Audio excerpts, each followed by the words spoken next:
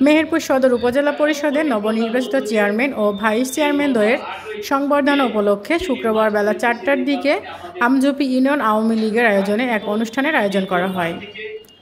ইউনিয়নের দলীয় কার্যালয়ের অনুষ্ঠানে ইউনিয়ন আওয়ামী লীগের সভাপতি বীর মুক্তিযোদ্ধা মতিউর রহমানের সভাপতিত্বে প্রধান অতিথি ছিলেন নবনির্বাচিত উপজেলা পরিষদের চেয়ারম্যান মোহাম্মদ আনারুল ইসলাম।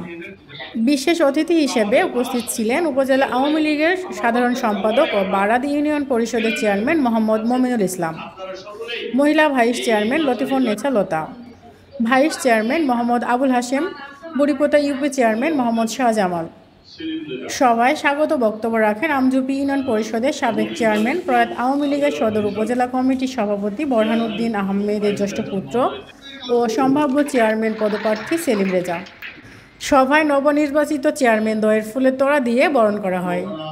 ইউনিয়ন অফিস প্রাঙ্গণ, ইউনিয়ন ওয়ার্ড ও গ্রাম পর্যায়ে সভাপতি সম্পাদক সহ আওয়ামী লীগের অঙ্গ সংগঠনের নেতাকর্মীগণ উপস্থিত ছিলেন।